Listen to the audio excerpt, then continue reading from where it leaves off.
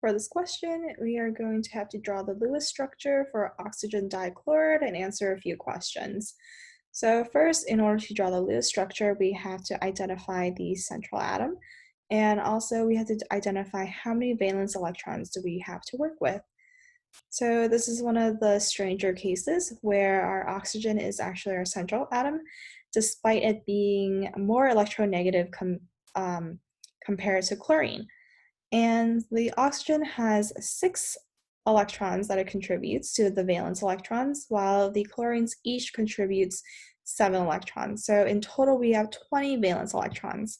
So drawing our structure, it might look like this, where we have a bent shape, where each of our chlorines have a full octet, and we are left with then 4 electrons to place around our oxygen, and that is in the form of 2 lone pairs. So how many valence electrons are present in this compound? Well, we kind of already figured that out here. We will have 20 valence electrons present in our compound. And how many bonding electrons are present in this compound? Well, oxygen makes one bond to the chlorine here and another bond to the chlorine here for a total of 2 bonds. And in each of these bonds, it contains 2 electrons. So 2 times 2 is 4 bonding electrons. And the final question asks, how many lone pair non-bonding electrons are present in this compound?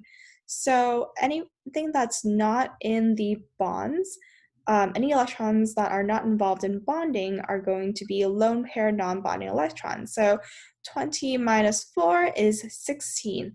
Another way we could do it is just count up the total number of lone pairs we have. So we have 1, 2, 3, 4, 5, 6, 7, 8. And in each of these lone pairs, we have 2 electrons. So 8 times 2, we have 16 here. Okay, let's move on. So to remind ourselves what our compound looks like, it is in the lower left corner, and we are asked to identify what is wrong with each of the following structural representations of oxygen dichloride. So let's take a look at the one on the left. So here we have our chlorines in the equatorial positions. They are 120 degrees apart from each other.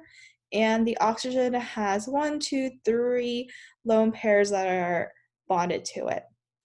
So in this case, in our drawing, we have only 2 lone pairs that are associated with the oxygen. In this case, we have 3. So here we have too many electrons about the central atom. So let's take a look at the structure in the middle. Here we have our chlorines in the axial positions. They are as far apart as they can be from each other, which is great. But here we have 4 lone pairs in the equatorial positions. Again, there are way too many electrons about the central atom. So finally, let's take a look at the structure on the right. So the structure on the right, this is a tetrahedral geometry. Our oxygen is in the middle.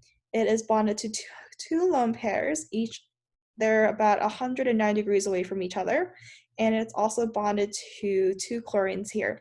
So this matches up with what we have drawn here pretty well. We have 2 lone pairs surrounding the oxygen atom, and the oxygen is also bonded to 2 chlorines. So there's nothing wrong with the structure.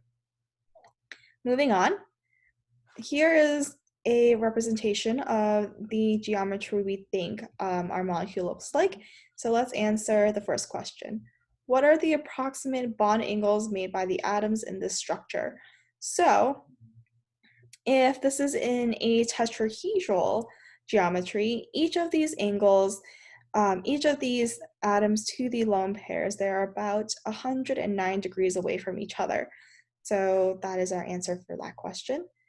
Next question is asking, what is the shape of oxygen dichloride? Again, even though it's in a tetrahedral shape, it only has 2 bonds to the chlorines. So because it's only bonded to 2 chlorines, it is going to have a V-shaped shape. So third question asks, what is the geometry of oxygen dichloride? And we already mentioned that this is tetrahedral. And finally, is oxygen dichloride a polar or non-polar compound?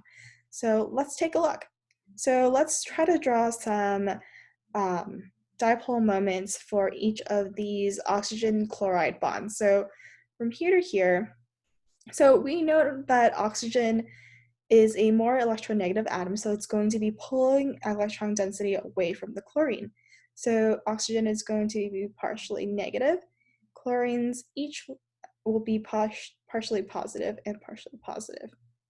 So we will have our arrows drawn like this, pointing towards the oxygen and having the plus sign near the partially positive atom. So in total, we have our dipole moment going like this. So because we do have a total overall dipole moment, none of these arrows cancel out, oxygen dichloride is going to be a polar compound.